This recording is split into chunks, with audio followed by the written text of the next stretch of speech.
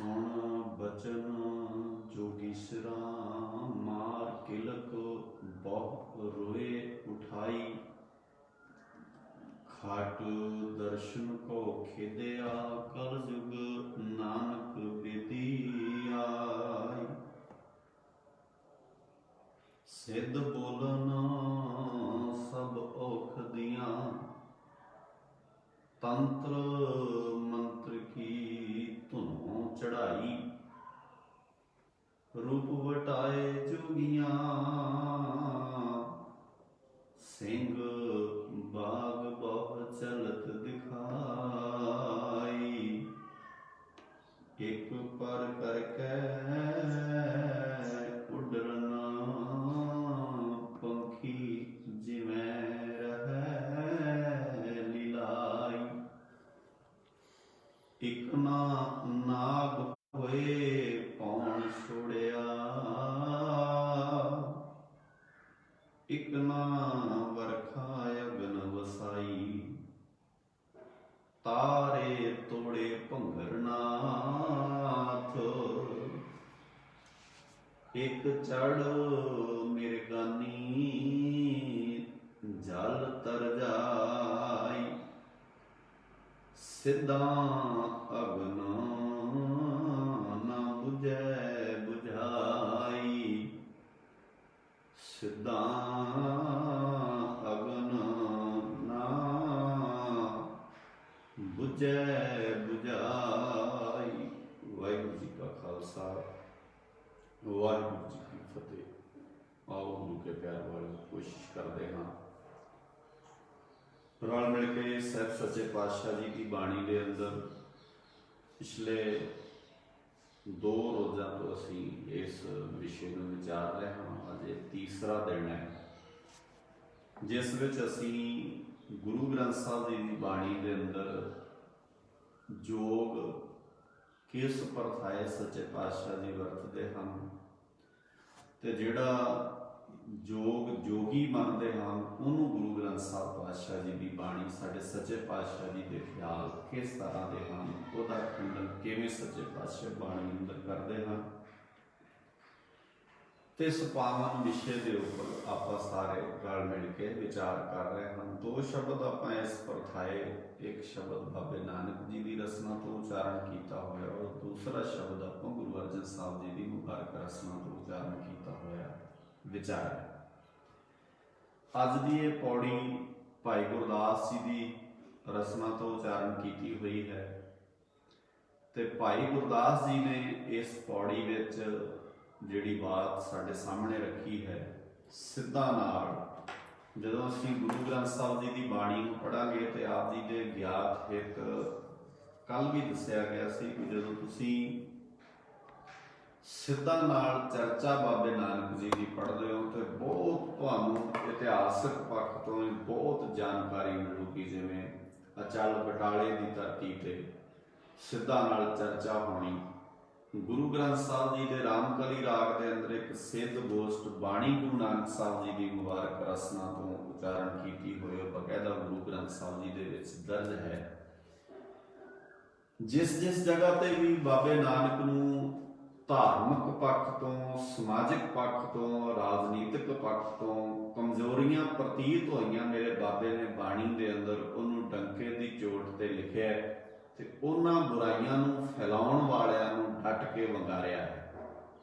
शायद यही कारण है भी बहुता हिस्सा संसार का गुरु नानक साहब जी का विरोधी भी हो गया क्योंकि एक मनोवृत्ति जिहड़ी है ना वो समाज की बनी हुई है कि धार्मिक बंदे भी जिहड़े आ वो किसी ना किसी प्रभाव हेठ जिंदगी जीते हैं।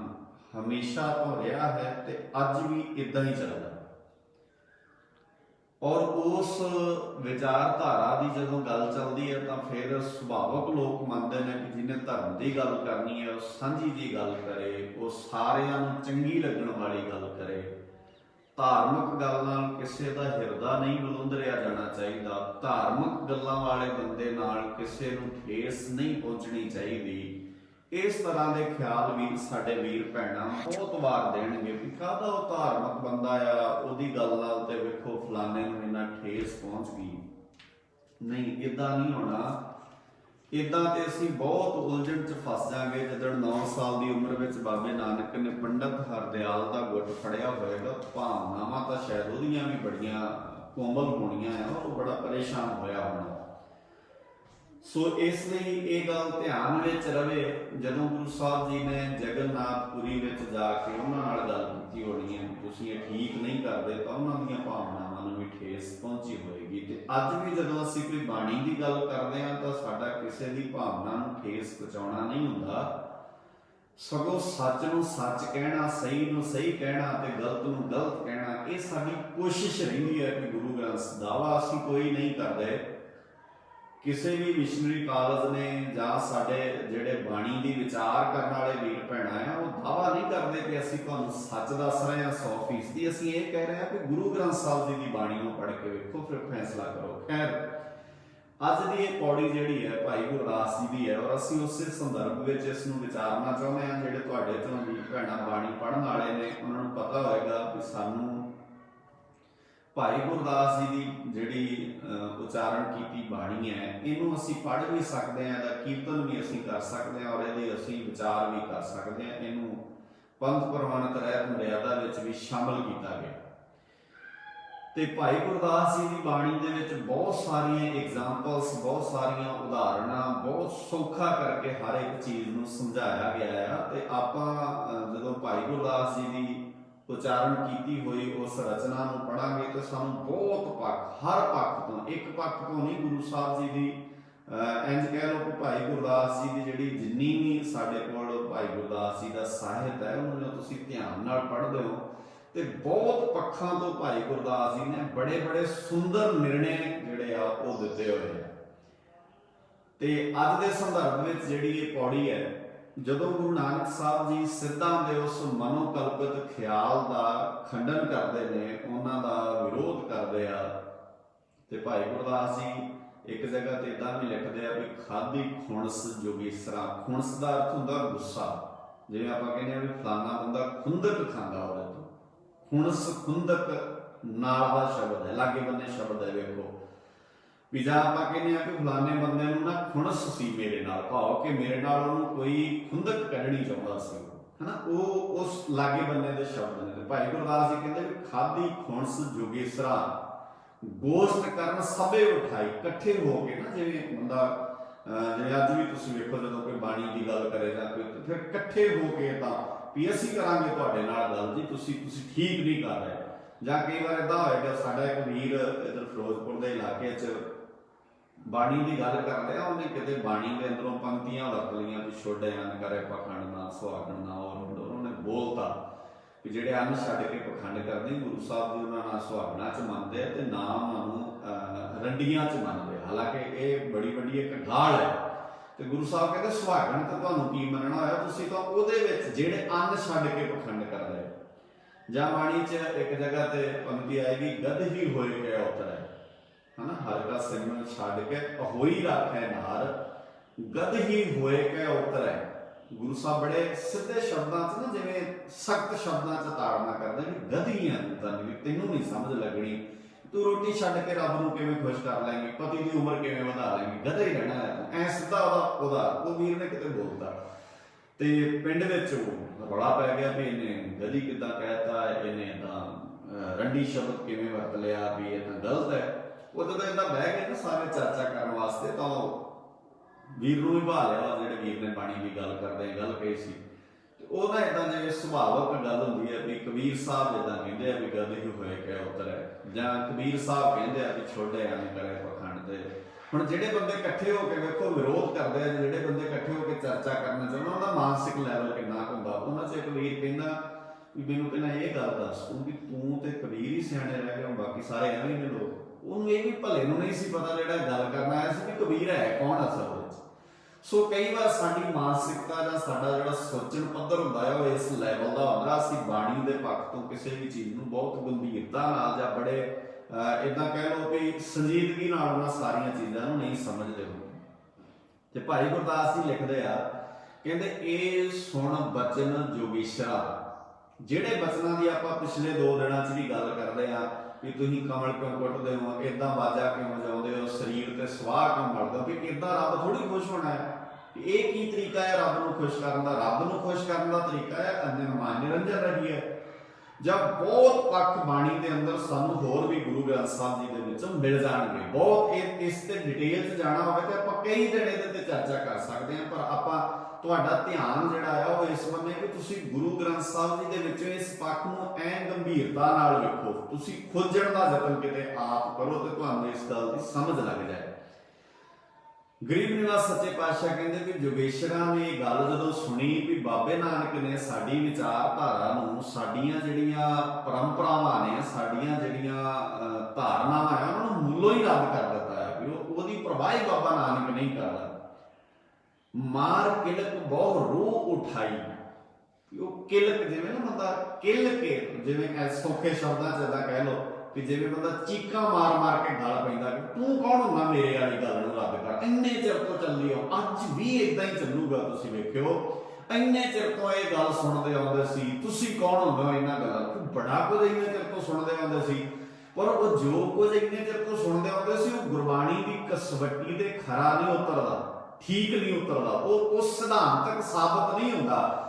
ਜਿਹੜੀ ਗੱਲ ਲੰਮੇ ਚਿਰ ਤੋਂ ਸੁਣੀ ਜਾਂਦੀ ਹੋਵੇ ਜ਼ਰੂਰੀ ਨਹੀਂ ਉਹ ਠੀਕ ਹੋਵੇ। ਠੀਕ ਹੋਣੀ ਹੈ ਤੇ ਗਲਤ ਹੋਣੀ। ਜਿਹੜੀ ਕੋਈ ਅੱਜ ਕਹਿ ਰਿਹਾ ਹੈ ਜੇ ਠੀਕ ਨਹੀਂ ਤੇ ਉਹ ਵੀ ਠੀਕ ਨਹੀਂ, ਜੇ ਕੋਈ ਪੁਰਾਣੀ ਕਹੀ ਜਾਂਦੀ ਹੈ ਠੀਕ ਹੈ ਤੇ ਠੀਕ ਹੈ, ਗਲਤ ਹੈ ਤੇ ਗਲਤ ਹੈ। ਸੋ ਇਦਾਂ ਨਹੀਂ ਹੋਣਾ ਵੀ ਗੱਲ ਕਿਸੇ ਕਿੰਨੇ ਲੰਮੇ ਸਮੇਂ ਤੋਂ ਚੱਲੀ ਆਉਂਦੀ ਹੈ, ਗੱਲ ਕਿੰਨੇ ਪੁਰਾਣੇ ਸਮੇਂ ਤੋਂ ਚੱਲੀ ਆਉਂਦੀ ਹੈ। ਮੰਨ ਲਓ ਜਦੋਂ ਤੁਸੀਂ ਇਸ ਤਰ੍ਹਾਂ ਨਾਲ ਸਮਝਣ ਲੱਗੋਗੇ ਤੇ ਬਹੁਤ ਥਾਵਾਂ ਤੇ ਆਪਾਂ ਫਸ ਜਾਵਾਂਗੇ। ਜਦੋਂ ਕੋਈ ਬੰਦਾ ਕਹੇਗਾ ਵੀ ਯਾਰ ਫੋਨ ਤੇ ਗੱਲ ਕਿਉਂ ਕਰਦੇ ਹੋ, ਅਗਲਾ ਕਹੇ ਵੀ ਅੱਜ ਸਾਧਨ ਆ ਗਿਆ, ਗੱਲ ਬੰਦਾ ਫੋਨ ਤੇ ਸੌਖੀ, ਕਹਿੰਦਾ ਚਿੱਠੀ ਲਿਖੋ। ਕਹਿੰਦਾ ਵੀ ਨਹੀਂ ਹੁਣ ਚਿੱਠੀ ਦੀ ਲੋੜ ਨਹੀਂ ਹੈ, ਹੁਣ ਤੁਸੀਂ ਇਹਦੇ ਮੈਸੇਜ ਟਾਈਪ ਕਰੋ, ਮਿੰਟ 'ਚ ਤੁਹਾਡਾ ਮੈਸੇਜ ਅਗਲੇ ਬੰਨੇ ਪਹੁੰਚ ਜਾਂਦਾ, ਤੁਹਾਨੂੰ ਉੱਥੋਂ ਅਗਲੇ ਮੈਸੇਜ ਦਾ ਜਵਾਬ। ਉਹ ਕਹਿੰਦਾ ਨਹੀਂ ਆਪਾਂ ਬਜ਼ੁਰਗਾਂ ਵਾਲੀ ਗੱਲ ਨਹੀਂ ਛੱਡਣੀ, ਕਿਉਂਕਿ ਸਾਡੇ ਬਜ਼ੁਰਗ ਚਿੱਠੀ ਪਾਉਂਦੇ ਹੁੰਦੇ। ਹੁਣ ਤੁਸੀਂ ਚਿੱਠੀ ਲਿਖਣ ਬਹਿ ਜਾਓ, ਵੀ ਅੰਦਾਜ਼ਾ ਲਾਓ ਤੁਸੀਂ ਇਹ ਕਹੋ ਵੀ ਫੋਨ ਦੀ ਵਰਤੋਂ ਨਹੀਂ ਆਪਾਂ ਕਰਨੀ, ਕਿਉਂਕਿ ਫੋਨ ਦੀ ਵਰਤੋਂ ਆ ਜਿੰਨਾ ਕੁਝ ਅਸੀਂ ਤੁਹਾਡੇ ਕੋਲ ਪਹੁੰਚਾ ਰਹੇ ਇਹ ਫੋਨ ਹੀ ਹੈ ਨਾ, ਜੇ ਸਾਡੇ ਕੋਲ ਕੋਈ ਬਹੁਤੇ ਸਾਧਨ ਨਹੀਂ। ਫੋਨ ਹੀ ਜਰੀਆ ਆ ਨਾ ਵੀ ਅਸੀਂ ਕਿਤੇ ਬੈਠੇ ਆ, ਗੱਲ ਕਿਤੇ ਪਹੁੰਚ ਰਹੀ ਹੈ, ਸਵਾਲ ਕਿਤੇ ਆ ਰਿਹਾ, ਜਵਾਬ ਕਿਤੇ ਬੈਠਾ ਬੰਦਾ ਦੇ ਰਿਹਾ, ਆਪਾਂ ਚਰਚਾ ਕਰ ਪਾ ਰਹੇ ਹਾਂ। ਮਤਲਬ ਬਾਬੇ ਨਾਨਕ ਨੂੰ ਸਿੱਧਾ ਨਾਲ ਜਾ ਕੇ ਚਰਚਾ ਕਰਨੀ ਪਈ। ਤੇ ਅੱਜ ਹੁਣ ਪਤਾ ਨਹੀਂ ਦੇਸ਼ ਵਿਦੇਸ਼ ਕਿੱਥੇ ਕਿੱਥੇ ਬੈਠੇ ਵੀਰ ਜਿਹੜੇ ਉਹ ਸੁਣ ਰਹੇ ਹੁੰਦੇ ਆ, ਵੀਰ ਭੈਣਾਂ ਇਹਦਾ ਲਾਭ ਲੈ ਰਹੇ ਹੁੰਦੇ ਆ। ਉੱਥੋਂ ਸਾਨੂੰ ਸਵਾਲ ਕਰ ਦਿੰਦੇ ਆ, WhatsApp ਤੇ ਇਦਾਂ ਭੇਜ ਦਿੰਦੇ ਆ, ਮੈਸੇਂਜਰ ਤੇ ਸਵਾਲ ਕਰ ਦਿੰਦੇ ਆ, ਕਮੈਂਟ 'ਚ ਸਵਾਲ ਕਰ ਦਿੰਦੇ ਆ, ਵੀ ਉਹ ਫਿਰ ਅਸੀਂ ਉਹਦੇ ਤੇ ਚਰਚਾ ਆਪਾਂ ਰਲ ਕੇ ਕਰ ਲੈਂਦੇ ਹਾਂ। ਹੁਣ ਕਿਉਂਕਿ ਸੌਖਾ ਹੋ ਗਿਆ ਨਾ, ਕੋਈ ਸਾਨੂੰ ਬੰਦਾ ਕਹੇ ਨਹੀਂ ਜੀ ਇਹ ਗਲਤ ਹੈ ਜੀ, ਵੇਖੋ ਇਹ ਤਾਂ ਪੁਰਾਣੇ ਬਜ਼ੁਰਗਾਂ ਵਾਲੀ ਰੀਤ ਟੁੱਟ ਗਈ ਜੀ ਸਾਰੀ, ਸਾਡੇ ਬਜ਼ੁਰਗਾਂ ਨੇ ਕਿਤੇ ਫੋਨ ਵਰਤੇ ਨੇ, ਇਦਾਂ ਤੁਸੀਂ ਬਹੁਤ ਪਿੱਛੇ ਰਹਿ ਜਾਓਗੇ। ਆਪਾਂ ਤਾਂ ਪਿੱਛੇ ਦੇ ਇੱਕ ਵੀਰ ਮੇਰੇ ਨਾਲ ਬੜਾ ਬੈਸਟ ਹੈ, ਔਰ ਵੈਸੇ ਫੋਰਨ ਕੰਟਰੀ ਵਿੱਚ ਕੈਨੇਡਾ ਦੀ ਧਰਤੀ ਤੇ ਮੇਰੇ ਨਾਲ ਵੀਰ ਕਹਿੰਦਾ ਤੁਸੀਂ ਸਾਰੀ ਪੁਰਾਤਨ ਮਰਿਆਦਾ ਰੱਦ ਕਰਕੇ ਰੱਖਤੀ। ਮੈਂ ਕਿਹਾ ਵੀਰ ਕਿਉਂ? ਕਹਿੰਦਾ ਤੁਸੀਂ ਪੁਰਾਤਨ ਗੱਲਾਂ ਮੰਨਦੇ ਹੋ। ਮੈਂ ਕਿਹਾ ਇਹ ਕਿੱਦਾਂ ਹੋ ਸਕਦਾ, ਬਾਬਾ ਨਾਨਕ ਤੋਂ ਪੁਰਾਤਨ ਕਿਹੜੀ ਮਨਾਉਣੀ ਜੇ ਸਾਡੇ ਕੋਲ, ਬਾਬਾ ਨਾਨਕ ਤੋਂ ਵੱਧ ਪੁਰਾਤਨ ਹੋਰ ਕਿਹੜੀ? ਅਸੀਂ ਬਾਬੇ ਨਾਨਕ ਦੀ ਮੰਨਦੇ ਆ, ਬਾਬੇ ਨਾਨਕ ਤੋਂ ਪੁਰਾਤਨ ਕੋਈ ਨਹੀਂ ਨਾ ਹੋਣੀ। ਉਹ ਕਹਿੰਦਾ ਨਹੀਂ, ਜਿਹੜੀਆਂ ਪੁਰਾਤਨ ਮਰਿਆਦਾਵਾਂ, ਮੈਂ ਉਹਨਾਂ ਨੂੰ ਕਿਹਾ ਮੈਂ ਕਿਹਾ ਵੀ ਕਿਹੜੀ ਪੁਰਾਤਨ? ਕਹਿੰਦਾ ਵੀ ਬੜੀਆਂ ਚੀਜ਼ਾਂ ਤੁਸੀਂ ਅੱਛਾ ਇਦਾਂ ਹੀ ਕਰੋਗੇ, ਗੱਲ ਨਹੀਂ। ਮੈਂ ਕਿਹਾ ਵੀ ਕੋਈ ਇੱਕ ਅੱਧੀ ਦੱਸੇ, ਕਹਿੰਦਾ ਬੜੀਆਂ ਨੇ, ਕਿਹੜੀ ਇੱਕ ਦੱਸੀਏ? ਮੈਂ ਉਹਨੂੰ ਕਿਹਾ ਮੈਂ ਕਿਹਾ ਵੀ ਪੁਰਾਤਨ ਦਾ ਜਿਹੜੇ ਸਾਡੇ ਬਜ਼ੁਰਗ ਕਰਦੇ ਹੁੰਦੇ ਸੀ। ਮੈਂ ਕਿਹਾ ਤੁਹਾਡੇ ਬਜ਼ੁਰਗ ਜਹਾਜ਼ ਤੇ ਚੜੇ ਸੀ ਕਦੇ? ਕਹਿੰਦਾ ਨਹੀਂ। ਮੈਂ ਕਿਹਾ ਤੁਸੀਂ ਕੈਨੇਡਾ ਕਿੱਦਾਂ ਆਏ? ਕਹਿੰਦਾ ਉਹ ਤਾਂ ਜਹਾਜ਼ ਤੇ ਹੀ ਆਏ। ਮੈਂ ਕਿਹਾ ਵੀ ਪੁਰਾਤਨ ਬਜ਼ੁਰਗਾਂ ਵਾਂਗ ਆਉਣਾ ਸੀ ਨਾ ਰੇੜੇ ਤੇ, ਤਾਂਗੇ ਤੇ ਆਉਂਦੇ, ਜਾਂ ਜਿਹੜੇ ਰੇੜਿਆਂ ਤੇ ਉਹ ਬਜ਼ੁਰਗ ਜਾਂਦੇ। ਕਹਿੰਦਾ ਏਦਾਂ ਥੋੜੀ ਹੁੰਦਾ, ਇਹ ਤਾਂ ਸਮਾਂ ਬਦਲ ਗਿਆ। ਮੈਂ ਯਾਰ ਵਿਚਾਰਧਾਰਕ ਤੌਰ ਤੇ ਸਿਧਾਂਤ ਨਹੀਂ ਬਦਲਦਾ, ਗੁਰਬਾਣੀ ਦੀ ਥਿਊਰੀ ਨਹੀਂ ਬਦਲਣੀ, ਪਰ ਸਾਨੂੰ ਸਾਧਨ ਵਰਤਣ ਵਿੱਚ ਜਾਂ ਜਿਹੜੀਆਂ ਚੀਜ਼ਾਂ ਸਾਡੀ ਕੌਮ ਦੇ ਵਿੱਚ ਜਿਹੜੀਆਂ ਸਾਨੂੰ ਬੋਝ ਬਣਾ ਕੇ, ਜਿਹੜੀਆਂ ਸਾਡੇ ਤੇ ਐਵੇਂ ਲੱਦੀਆਂ ਗਈਆਂ ਜਿਨ੍ਹਾਂ ਦਾ ਮਤਲਬ ਕੋਈ ਨਹੀਂ ਹੁੰਦਾ, ਉਹਨਾਂ ਚੀਜ਼ਾਂ ਨੂੰ ਆਪਣੀ ਜਿਹੜੀ ਸੋਚ ਬਿਰਤ ਵਿੱਚੋਂ ਬਾਹਰ ਕੱਢ ਦੇਣਾ ਚਾਹੀਦਾ। ਸੋ ਬੰਦੇ ਵਿਚਾਰ ਕਰਨਗੇ ਤੇ ਨਿਕਲ ਜਾਏਗੀ। ਇਦਾਂ ਹੀ ਜੋਗੀ ਗੁੱਸੇ ਨਾਲ ਵੀ ਸਾਡਾ ਸਾਰਾ ਕੁਝ ਰੱਦ ਕਰਕੇ ਰੱਖਤਾ ਬਾਬੇ ਨਾਨਕ ਨੇ। ਉਹ ਕਿਲਕ ਬਹੁ ਰੋਏ ਉਠਾਈ, ਗੁੱਸੇ 'ਚ ਐ ਚੀਕਾਂ ਮਾਰ ਕੇ ਬਾਬੇ ਨਾਨਕ ਨਾਲ ਗੱਲ ਕਰਨ ਵਾਸਤੇ ਆਇਆ। ਖੜ ਦਰਸ਼ਨ ਕੋ ਖੇਦਿਆ, ਉਹ 6 ਦਰਸ਼ਨ ਮੰਨਦੇ ਨੇ ਵੀ ਸਾਡੇ ਦਰਸ਼ਨਾਂ ਨੂੰ ਬਾਬੇ ਨਾਨਕ ਨੇ ਰੱਦ ਕਰਤਾ, ਸਾਡੀ ਵੀ ਇਦਾਂ ਦਰਸ਼ਨ ਹੁੰਦੇ ਆ, ਨਾਭੀ ਦੇ ਅੰਦਰ ਇਦਾਂ ਗੱਲ ਚੱਲਦੀ ਹੈ, ਇਦਾਂ ਧੁਨੀ ਵਿੱਚ ਇਦਾਂ ਇੱਕ ਧੁਨ ਪੈਦਾ ਹੋ ਜਾਂਦੀ ਹੈ। ਜਿਵੇਂ ਸਾਡੇ ਵਾਲੇ ਵੀ ਕਹਿੰਦੇ ਆ ਵੀ ਇਦਾਂ ਬੰਦਾ ਚੌਂਕੜਾ ਮਾਰ ਲੇ ਫਿਰ ਅੰਦਰ ਇਦਾਂ ਚੱਲ ਪੈਂਦਾ ਹੈ। ਉਹ ਨਹੀਂ ਭਾਈ, ਅੰਦਰ ਕਿੱਥੇ ਚੱਲ, ਅੱਖਾਂ 'ਚ ਚੱਲ ਪਿਆ, ਜ਼ੁਬਾਨ 'ਚ ਚੱਲ ਪਿਆ, ਇਹਨੂੰ ਚੱਲਣਾ ਕਹਿੰਦੀ ਹੈ ਗੁਰਮਤਿ। ਸੋ ਜੇ ਸਾਡਾ ਸਮਾਜ ਇਸ ਬੰਨੇ ਖੜ ਦਰਸ਼ਨ ਕੋ ਖੇਤਿਆ, ਕਲਯੁਗ ਨਾਨਕ ਬੇਦੀ ਆਇਆ ਹੈ। ਕਲਯੁਗ ਦੇ ਵਿੱਚ ਬਾਬਾ ਨਾਨਕ ਬੇਦੀਆਂ ਦੇ ਘਰ ਜੰਮਿਆ, ਜਿਹਨੇ ਸਾਡੀ ਸਾਰੀ ਮਰਿਆਦਾ ਹੀ ਰੱਦ ਕਰਕੇ ਰੱਖਤੀ ਹੈ। ਇਹਦੇ ਨਾਲ ਤੇ ਗੱਲ ਕਰਨੀ ਪੈਗੀ। ਇਹ ਜਿਵੇਂ ਜਗ੍ਹਾ ਤੇ ਨਹੀਂ ਉਹ ਐ ਕਹਿੰਦੇ ਹੋਣੇ ਕੱਲ ਦਾ ਇਹ ਜਵਾਕ ਹੈ, ਉਹਨਾਂ ਦੇ ਸ਼ਬਦ ਹੋਣੇ ਦਾ ਵੀ ਕੱਲ ਦਾ ਇਹ ਜਵਾਕ ਸਾਡੀਆਂ ਇੰਨੀਆਂ ਪੁਰਾਣੀਆਂ ਭੰਗਰਨਾਥ ਵੇਲੇ ਤੋਂ ਚੱਲੀਆਂ, ਮਛੰਦਰਨਾਥ ਵੇਲੇ ਤੋਂ ਚੱਲੀਆਂ ਮਰਿਆਦਾਵਾਂ, ਔਰ ਤੁਸੀਂ ਇਤਿਹਾਸ ਨੂੰ ਪੜੋਗੇ ਹੈਰਾਨ ਹੋ ਜਾਓਗੇ। ਭੰਗਰਨਾਥ ਜੋਗੀ ਵਰਗੇ ਬੰਦੇ ਬਾਬੇ ਨਾਨਕ ਦੀ ਵਿਚਾਰਧਾਰਾ ਤੋਂ ਪ੍ਰਭਾਵਿਤ ਹੋ ਕੇ ਸਿੱਖੀ ਵਿੱਚ ਸ਼ਾਮਲ ਹੋਏ, ਸਿੱਖੀ ਦੀ ਗੱਲ ਕਰਨੀ ਸ਼ੁਰੂ ਕੀਤੀ ਉਹਨਾਂ ਨੇ। ਜਦੋਂ ਬਾਬੇ ਨਾਨਕ ਨੇ ਕਹੋ ਨਾਨਕ ਸੁਣ ਭਰਥਰ ਜੋਗੀ, ਜਦੋਂ ਤੁਸੀਂ ਗੁਰੂ ਗ੍ਰੰਥ ਸਾਹਿਬ ਦੇ ਸ਼ਬਦ ਵੇਖੋਗੇ ਆਸਾ ਰਾਗ ਦੇ ਵਿੱਚ, ਉਹ ਦੋ ਸ਼ਬਦ ਲੜੀ ਵਿੱਚ ਆਉਣਗੇ। 360 ਨੰਬਰ ਅੰਕ ਤੇ ਜਾ ਕੇ ਤੁਸੀਂ ਸ਼ਬਦ ਵੇਖ ਸਕਦੇ ਹੋ। ਡਿਟੇਲ 'ਚ ਜਾਣ ਦਾ ਸਾਡੇ ਕੋਲ ਟਾਈਮ ਘੱਟ ਹੁੰਦਾ ਆ। ਉਹ ਸ਼ਬਦ ਤੁਸੀਂ ਵੇਖੋਗੇ ਵੀ ਬਾਬੇ ਨਾਨਕ ਨੂੰ ਬੜੇ ਪਿਆਰ ਨਾਲ ਸਮਝਾਇਆ ਵੀ 10 ਮਹੀਨੇ ਜਦੋਂ ਦਾ ਤੂੰ ਜੋਗੀ ਬਣਿਆ ਕੀ ਮਿਲਿਆ। ਪਹਿਲਾਂ ਕੀ ਸੀ, ਕਹਿੰਦਾ ਰਾਜਾ ਸੀ ਮੈਂ, ਕਹਿੰਦਾ ਜੋਗੀ ਬਣ ਗਿਆ ਹੁੰਦਾ ਫਿਰ ਇਹਦਾ ਖੱਪਰ ਮੰਗ ਕੇ ਲੋਕਾਂ ਦੇ ਘਰ ਜਾਈਦਾ, ਰੋਟੀ ਮੰਗ ਕੇ ਖਾਈਦੀ। ਬਾਬਾ ਨਾਨਕ ਕਹਿੰਦਾ ਉਹ ਹੱਦ ਹੈ, ਕਦੀ ਤੂੰ ਲੋਕਾਂ ਦੇ ਪੇਟ ਭਰਨ ਵਾਲਾ, ਲੋਕਾਂ ਦੇ ਕੰਮ ਕਰਨ ਵਾਲਾ, ਕਿੰਨਿਆਂ ਬੰਦਿਆਂ ਨੂੰ ਖੁਰਾਕ ਦਿੰਦਾ ਹੁਣ ਆਪਣੇ ਲਈ ਰੋਟੀ ਮੰਗਦਾ ਫਿਰਦਾ ਦਰ-ਦਰ ਤੇ। ਕੀ ਦਿੱਤਾ ਤੈਨੂੰ ਤੇਰੇ ਧਰਮ ਨੇ? ਵੀ ਤੈਨੂੰ ਧਰਮ ਨੇ ਮੰਗਤਾ ਬਣਾ ਕੇ ਰੱਖਤਾ, ਫਿੱਟ ਬੈਠੀਆਂ। ਹੁਣ ਏਦਾਂ ਕਹਿ ਲਓ, ਭੰਗਰ ਉਸ ਵੇਲੇ ਬਾਬੇ ਨਾਨਕ ਦੀ ਵਿਚਾਰਧਾਰਾ ਨੂੰ ਸੁਣ ਕੇ ਭਰਥਰ ਜੋਗੀ ਵਰਗੇ ਵਾਪਸ ਮੁੜ ਆਏ। ਇੱਧਰ ਸਾਡੇ ਸਿੱਖਾਂ ਨੂੰ ਜੋਗ ਮਤ ਵਾਲੇ ਖਿਆਲ ਬਾਣੀ ਦੀ ਸੰਚੇ ਵਿੱਚ ਪਾ ਕੇ ਦਿੱਤੇ ਜਾ ਰਹੇ, ਤਾਂ ਚੰਗੇ ਭਲੇ ਸਿੱਖਾਂ ਨੂੰ ਜੋਗੀ ਬਣਾਇਆ ਜਾ ਰਿਹਾ ਹੈ। ਰੀੜ ਦੀ ਹੱਡੀ ਸਿੱਧੀ ਕਰਕੇ ਨਾਭੀ ਐ ਅੰਦਰ ਚੱਲਦੀ ਹੈ ਗੱਲ, ਫਿਰ ਅੰਦਰ ਧੁਨ ਪੈਦਾ ਹੋ ਜਾਂਦੀ ਹੈ। ਉਹ ਨਹੀਂ ਭਾਈ, ਕੋਈ ਧੁਨ ਪੈਦਾ ਨਹੀਂ ਹੋ ਜਾਂਦੀ, ਇੱਥੇ ਜਿਗਰੇ 'ਚ ਧੁਨ ਪੈਦਾ ਕਰੋ। ਇੱਥੇ ਧੁਨ ਪੈਦਾ ਹੋਈ ਅਜੀਤ ਸਿੰਘ ਦੇ, ਇੱਥੇ ਧੁਨ ਪੈਦਾ ਹੋਈ ਮਹਾਰਾਜਾ ਰਣਜੀਤ ਸਿੰਘ ਦੇ, ਇੱਥੇ ਧੁਨ ਪੈਦਾ ਹੋਣੀ ਹੈ ਜਿਹੜੀ ਹਰੀ ਸਿੰਘ ਨਲੂਏ ਦੇ ਅੰਦਰ ਧੁਨ ਪੈਦਾ ਹੋਈ ਸੀ। ਤੇ ਉਹ ਧੁਨ ਹਰੀਆ ਰਾਗਲੇ ਅਜੇ ਤੱਕ ਲੋਕ ਦੱਸਦੇ ਵੀ ਅਫਗਾਨੀਆਂ ਦੇ ਕੰਨਾਂ 'ਚ ਗੂੰਜਦੀ ਹੈ। ਇਹਨੂੰ ਕਹਿੰਦਾ ਧੁਨ ਪੈਦਾ ਹੋਣਾ।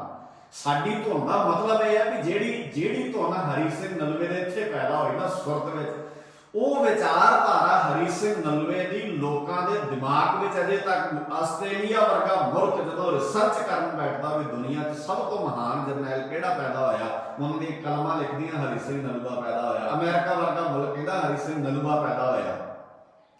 ਜਦੋਂ ਦੁਨੀਆ ਦੇ ਲੋਕ ਕਹਿੰਦੇ ਸਭ ਤੋਂ ਕਮਾਲ ਦਾ ਸ਼ਾਸਕ, ਸਭ ਤੋਂ ਵਧੀਆ ਰਾਜਾ ਦੁਨੀਆ 'ਤੇ ਪੈਦਾ ਕਿਹੜਾ ਹੋਇਆ, ਉਹ ਕਹਿੰਦੇ ਮਹਾਰਾਜਾ ਰਣਜੀਤ। ਇਹ ਧੁਨ ਹੈ। ਹੁਣ ਕਿਸੇ ਚੌਂਕੜੇ ਦਾ ਜ਼ਿਕਰ ਥੋੜੀ ਹੋਣਾ ਉੱਥੇ, ਕਿਸੇ ਸਮਾਧੀ ਦਾ ਜ਼ਿਕਰ ਥੋੜੀ ਆਏਗਾ ਉੱਥੇ।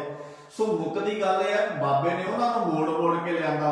ਸਾਡੇ ਵਾਲੇ ਅੱਜ ਭੱਜ ਕੇ ਉਹਨੂੰ ਜਾ ਰਿਹਾ, ਸਾਨੂੰ ਉਹਨੂੰ ਤੋਰਿਆ ਜਾ ਰਿਹਾ ਹੈ। ਅੱਖਾਂ ਬੰਦ ਕਰਕੇ ਬੰਦੇ ਨੂੰ ਏਦਾਂ ਲਾਈਟਾਂ ਬੁਝਾ ਕੇ ਵੀ ਏਦਾਂ ਬੰਦਾ ਰੌਸ਼ਨੀ ਦੇ ਵਿੱਚ ਨਹੀਂ ਬੰਦਗੀ ਹੋ ਸਕਦੀ। ਉਹ ਨਹੀਂ ਭਾਈ, ਬੰਦਗੀ ਤਾਂ ਅਸਲ ਪੈਦਾ ਹੀ ਰੌਸ਼ਨੀ ਕਰਦੀ ਹੈ, ਰੌਸ਼ਨੀ ਪੈਦਾ ਕਰ ਦਿੰਦੀ ਹੈ ਬੰਦਗੀ ਤਾਂ।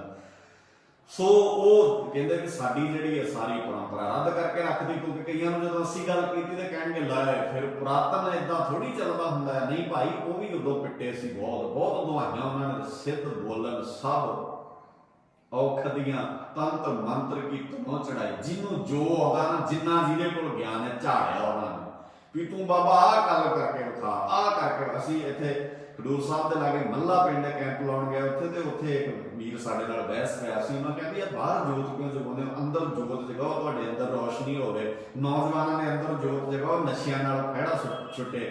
ਉੱਥੇ ਇੱਕ ਵੀਰ ਆਣ ਕੇ ਕਹਿੰਦਾ ਲੈ ਏਦਾਂ ਕਹਿੰਦਾ ਜੋਤ ਬੁਝਾ ਲਾਂਗੇ। ਤੇ ਉਹ ਵੀਰ ਸਾਨੂੰ ਬਾਅਦ ਕਹਿੰਦਾ ਅਸੀਂ ਉਹਨੂੰ ਕਿਹਾ ਬਾਣੀ 'ਚ ਗੱਲ ਕਰ ਲਾ। ਕਹਿੰਦਾ ਮੈਨੂੰ ਬਾਣੀ ਥੋੜੀ, ਮੈਨੂੰ ਤਾਂ ਮਿਰਚਾਂ ਤੋੜਨੀਆਂ ਆਉਂਦੀਆਂ, ਮੇਰੇ ਨਾਲ ਮਿਰਚਾਂ ਤੋੜ ਕੇ ਵੇਖੋ। ਇਹਦਾ ਮਤਲਬ ਜਿਹਦੇ ਕੋਲ ਜਿਹੜੀ ਕਲਾ ਹੁੰਦੀ ਹੈ ਨਾ, ਹਰ ਵੇਲੇ ਉਹ ਆਪਣੀ ਸਿੱਧਾ ਕੋਲ ਜਿਹੜੀ ਕਲਾ ਸੁਣਨ ਨੇ ਰੌਲਾ ਪਾਇਆ, ਸਾਡੇ ਨਾਲ ਬਹਿ ਕੇ ਗੱਲ ਕਰਕੇ ਵੇਖ, ਤੰਤਰ ਮੰਤਰ ਦੀਆਂ ਐਂ ਕਰ ਦਿੰਦੇ, ਅਸੀਂ ਐਂ ਕਰ ਦਾਂਗੇ। ਰੂਪ ਵਟਾਏ ਜੋਗੀਆਂ, ਜੋਗੀ ਧਰਮੀ ਰਹਿ ਹੀ ਨਹੀਂ ਗਏ। ਜਿਵੇਂ ਅੱਜ ਦੀ ਬੰਦੇ ਜਦੋਂ ਤੁਸੀਂ ਗੱਲ ਕਰੋਗੇ ਤੇ ਉਦੋਂ ਤੁਹਾਡੇ ਸਿਰ ਦੇ ਵਾਲਾਂ ਨੂੰ ਉਹ ਕਹਿੰਦਾ ਅਸੀਂ ਬਹੁਤ ਵੱਡੇ ਧਰਮੀ ਹਾਂ ਜੀ। ਨਾ ਭਾਈ, ਰੂਪ ਵਟਾਏ ਜੋਗੀ, ਉਹ ਜੋਗੀ ਨਹੀਂ ਰਹਿ ਗਏ, ਰੂਪ ਵਟਾ ਲੈ। ਸਿੰਘ ਬਾਗ ਬਹੁਤ ਚੜਤ ਦਿਖਾਈ। ਉਹਨਾਂ ਨੇ ਨਾ ਐ ਡਰਾਉਣੇ ਰੂਪ ਧਾਰਨ ਕਰ ਲਏ। ਕਰਦੇ ਆ ਬਾਬੇ ਨਾਨਕ ਨਾਲ ਗੱਲ, ਐ ਬਟਾਲੇ ਬਾਹਰ ਕੱਢਵਾਂਗੇ ਬਾਬੇ ਨਾਨਕ ਨੇ। ਐਵੇਂ ਕਿਵੇਂ ਸਾਡੀਆਂ ਪਰੰਪਰਾਵਾਂ ਰੱਦ ਕਰਕੇ ਚਲੇ ਕਿਤੇ ਜੋ ਬਾਬਾ, ਏਦਾਂ ਗੱਲਾਂ। ਹੁਣ ਇਹ ਨਹੀਂ ਵੀ ਸ਼ੇਰ ਦਾ ਰੂਪ ਬਣਾ ਲਿਆ। ਸਾਡੇ ਜਦੋਂ ਸੰਪਰਦਾਈ ਬੰਦੇ ਇਹਨਾਂ ਚੀਜ਼ਾਂ ਦੇ ਅਰਥ ਕਰਦੇ, ਉਹ ਕਹਿੰਦੇ ਸ਼ੇਰ ਬਣ ਗਏ ਜੋਗੀ। ਫਿਰ ਸ਼ੇਰ ਨਹੀਂ ਬਣ ਗਏ, ਉਹਨਾਂ ਨੇ ਆਦਤਾਂ ਇਦਾਂ ਦੀਆਂ ਸ਼ੇਰਾਂ ਵਾਲੀਆਂ, ਡਰਾਉਂਦੇ ਆ ਬਾਬੇ ਨਾਲ, ਜਿਵੇਂ ਅੱਜ ਦੇ ਡਰਾਉਂਦੇ, ਅੱਜ ਵਾਲੇ ਵੀ ਡਰਾਉਂਦੇ ਨੇ। ਉਹ ਕਹਿਣਗੇ ਲੈ ਫਿਰ ਤੁਸੀਂ ਕਰਕੇ ਵੇਖੋ ਬਾਬੇ ਨਾਨਕ ਦੀ ਗੱਲ, ਘਰੋਂ ਨਿਕਲਣਾ ਬੰਦ ਕਰ ਦੇਣਾ। ਬੜੇ ਬੰਦੇ ਤਰ੍ਹਾਂ ਤਰ੍ਹਾਂ ਦੇ ਡਰਾਵੇ ਦੇਣਗੇ ਵੀ ਫੁਕਰੀਆਂ ਮਾਰਨ ਲੱਗੇ ਨਾ ਵੀ ਐ ਪ੍ਰਚਾਰਕਾਂ ਦੀ ਬੋਲਤੀ ਬੰਦ ਕਰਾ ਦਿਆਂਗੇ। ਉਹ ਭਾਈ ਐਵੇਂ ਨਹੀਂ ਹੁੰਦਾ। ਬੜੇ ਚਿਰ ਦੇ ਲੋਕ ਡੀਂਗਾ ਮਾਰਦੇ, ਐ ਕਿਤੇ ਹੋ ਗਿਆ ਤੁਸੀਂ ਮਾਰ ਲਓ ਚਾਰ ਜਿਹੜੀਆਂ ਮਾਰਨੀਆਂ ਆ। ਇਹ ਚੁੱਪ ਨਹੀਂ ਹੋਣੇ ਤੁਹਾਡੇ ਤੋਂ ਬਾਬੇ ਨਾਨਕ ਦੇ ਪੁੱਤ, ਚੁੱਪ ਕਰਾਉਣੇ ਸੌਖੇ ਨਹੀਂ ਕਿਤੇ। ਜਿਵੇਂ ਮਰਜ਼ੀ ਕਰੋ, ਘਰਾਂ 'ਚ ਨਿਕਲਣਾ ਬੰਦ ਕਰ, ਕੋਈ ਨਹੀਂ ਵੇਖਾਂਗੇ। ਬੜੇ ਕਹਿੰਦੇ ਸੀ ਕਰ ਦਾਂਗੇ, ਹੋਏ ਤਾਂ ਨਹੀਂ ਅਜੇ ਤੱਕ। ਹੋਰ ਵੀ ਜਿਹੜੇ ਭਰਾ ਜ਼ੋਰ ਲਾਉਂਦੇ ਆ, ਲਾ ਲਓ, ਲਾਉਣਾ ਹੀ ਹੈ ਜ਼ੋਰ, ਤੁਸੀਂ ਲਾਉਂਦੇ ਹੋ ਬੜੇ ਤਰ੍ਹਾਂ ਦੇ, ਪਰ ਡਰ ਕੋਈ ਨਹੀਂ। ਉਹਨਾਂ ਨੇ ਵਟਾਇਆ ਸ਼ੇਰ ਦਾ ਰੂਪ। ਕੀ ਕਹਿਣਗੇ? ਅਸੀਂ ਬੱਬਰ ਸ਼ੇਰ ਆ ਜੀ, ਸੂਰਮੇ ਆ ਜੀ, ਹਿੰਮਤ ਹੈ ਸਾਡੇ 'ਚ। ਉਹ ਵੀ ਕਹਿੰਦੇ ਸੀ ਸਾਡੇ 'ਚ ਹਿੰਮਤ ਹੈ, ਤੁਹਾਨੂੰ ਗੱਲ ਨਹੀਂ ਕਰਨ ਦੇਣੀ। ਨਾ ਭਾਈ, ਐ ਕਿਵੇਂ ਗੱਲ ਨਹੀਂ ਕਰਨ ਦੇਣੀ? ਇੱਕ ਪਰ ਕਰਕੇ ਉੱਡਣ, ਪਰ ਖੰਭ ਦਾ ਅਰਥ ਹੁੰਦਾ ਵਾ ਬਿਨਾਂ ਖੰਭਾਂ ਤੋਂ ਉਡਾਰੀਆਂ ਮਾਰਦੇ। ਅੱਜ ਵਾਲੇ ਨਹੀਂ ਕੋਈ ਉਡਾਰਨਗੇ, ਪੱਲੇ ਕਰਤੂਤ ਹੈ ਨਹੀਂ, ਜਾਣਦੇ ਆ ਅਸੀਂ ਲੱਤਾਂ ਕਿੰਨਾ ਕੁ ਭਾਰ ਚੱਲਦੀਆਂ ਉਹਨਾਂ ਦੀਆਂ। ਪਰ ਉਹ ਡੀਂਗਾ ਵੱਡੀਆਂ ਵੱਡੀਆਂ ਮਾਰਨਗੇ, ਐ ਨੇਰੀਆਂ ਲਿਆ ਦਾਂਗੇ ਜੀ ਅਸੀਂ ਤੇ ਸਾਡੇ ਅੰਦਰ ਤੇ ਕਲਾ ਹੀ ਨਹੀਂ। ਨਾ ਭਾਈ, ਪਤਾ ਸਾਨੂੰ ਨੇਰੀਆਂ ਦਾ। ਇੱਕ ਪਰ ਕਰਕੇ ਉੱਡਣ, ਖੰਭ ਲਾ ਕੇ ਉਡਾਰੀਆਂ ਮਾਰਦੇ ਆ, ਵੱਡੀਆਂ ਵੱਡੀਆਂ ਗੱਲਾਂ ਕਰਦੇ ਆ। ਬਾਬਾ ਨਾਨਕ ਕਹਿੰਦਾ ਪੰਖੀ ਜਿਵੇਂ ਰਹਿ ਲਿਲਾਈ, ਐ ਲੱਗਦਾ ਜਿਵੇਂ ਆਕਾਸ਼ ਵਿੱਚ ਪੰਛੀ ਉੱਡਦੇ ਹੋਣ। ਭਾਵ ਕਿ ਵੱਡੀਆਂ ਵੱਡੀਆਂ ਸਟੇਟਮੈਂਟਾਂ, ਵੱਡੀਆਂ ਵੱਡੀਆਂ ਗੱਲਾਂ।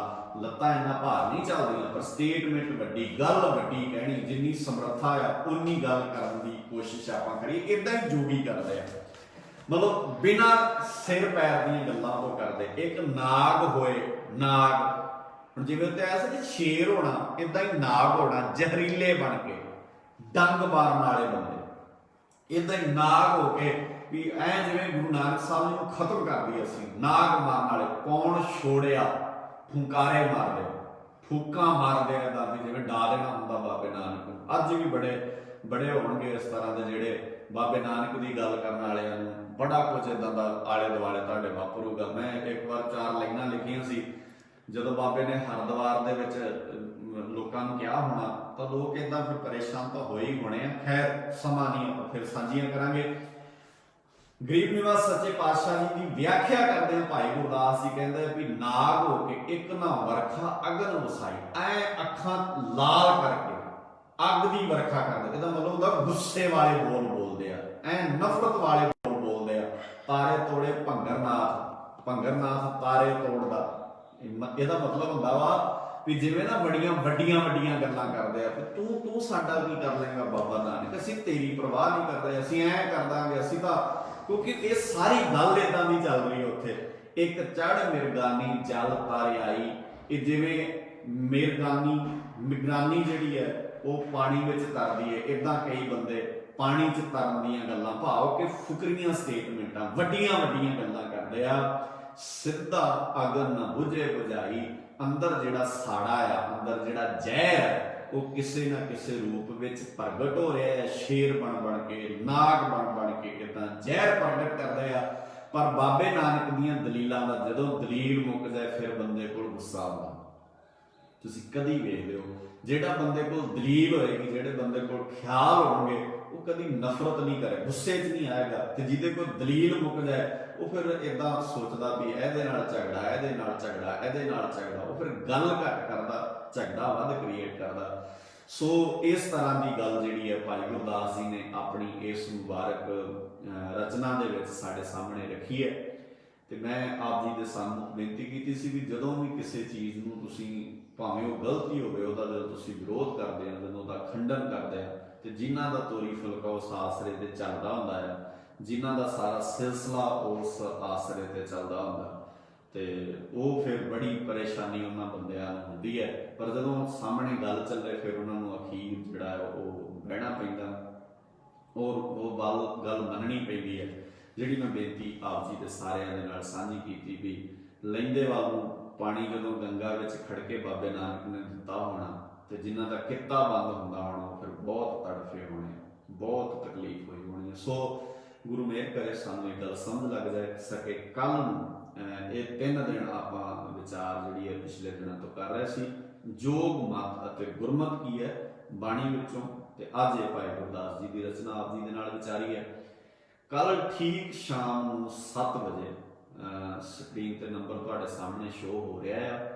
ਇਹਦੇ ਤੇ ਤੁਸੀਂ WhatsApp ਕਰ ਸਕਦੇ ਹੋ, ਕਮੈਂਟ ਵਿੱਚ ਜਾ ਕੇ ਟਿੱਪਣੀ ਕਰ ਸਕਦੇ ਹੋ, ਉੱਥੇ ਤੁਸੀਂ ਆਪਣਾ ਸਵਾਲ ਲਿਖ ਸਕਦੇ ਹੋ, ਮੈਸੇਂਜਰ ਵਿੱਚ ਸਵਾਲ ਕਰ ਸਕਦੇ ਹੋ, ਜਾਂ ਇਹਦੇ ਤੇ WhatsApp ਕਰ ਸਕਦੇ ਹੋ ਸਵਾਲ ਤੁਸੀਂ। ਕੱਲ ਸ਼ਾਮ ਨੂੰ ਠੀਕ 7 ਵਜੇ ਮੈਂ ਤੇ ਮੇਰੇ ਨਾਲ ਸਤਿਕਾਰਯੋਗ ਵੀਰ ਮਲਕੀਤ ਸਿੰਘ ਜੀ ਆਪਾਂ ਸਾਰੇ ਰਲ ਮਿਲ ਕੇ ਚਰਚਾ ਕਰਾਂਗੇ। ਤੇ ਭਾਵੇਂ ਸਾਡੇ ਕੋਲ ਸਵਾਲ ਇਸ ਸੰਬੰਧਤ ਆ ਰਿਹਾ, ਪਰ ਇੱਕ ਪਿਛਲੇ ਦਿਨਾਂ ਤੋਂ ਸਾਡੇ ਪੈਂਡਿੰਗ ਚੱਲ ਰਿਹਾ ਜਨਮ ਮਰਨ ਦੇ ਸੰਬੰਧ ਵਿੱਚ ਸਾਡੇ ਕੋਲ ਬਹੁਤ ਸਾਰੇ ਸਵਾਲ ਬਾਣੀ ਦੇ ਸ਼ਬਦਾਂ ਦੇ ਅਰਥਾਂ ਨੂੰ ਲੈ ਕੇ ਚੱਲ ਰਿਹਾ ਸੀ। ਤੇ ਕੱਲ ਅਸੀਂ ਟੌਪਿਕ ਜਿਹੜਾ ਹੈ ਇਸੇ ਸੰਬੰਧ ਵਿੱਚ ਹੀ ਵਿਚਾਰਾਂਗੇ ਕਿ ਗੁਰੂ ਸਾਹਿਬ ਜਨਮ ਮਰਨ ਨੂੰ ਕਿਵੇਂ ਲੈਂਦੇ ਆ, ਜਾਂ ਇਹ ਜੂਨਾਂ ਦਾ ਪ੍ਰਕਰਨ ਬਾਣੀ ਵਿੱਚ ਜਿਹੜਾ ਚੱਲਦਾ ਹੈ ਉਹ ਕਿਸ ਤਰ੍ਹਾਂ ਦਾ ਹੈ। ਇਸ ਟੌਪਿਕ ਤੇ ਕੱਲ ਨੂੰ ਆਪਾਂ ਸਾਰੇ ਰਲ ਮਿਲ ਕੇ ਵਿਚਾਰ ਕਰਾਂਗੇ। ਆਪ ਸਾਰਿਆਂ ਦਾ ਧੰਨਵਾਦ। ਭੁੱਲਾਂ ਚੁੱਕਾਂ ਲਿਖਣ ਮੰਗਾ ਜੀ ਕਿ ਆਖੋ ਵਾਹਿਗੁਰੂ ਜੀ ਕਾ ਖਾਲਸਾ ਵਾਹਿਗੁਰੂ ਜੀ ਕੀ ਫਤਿਹ।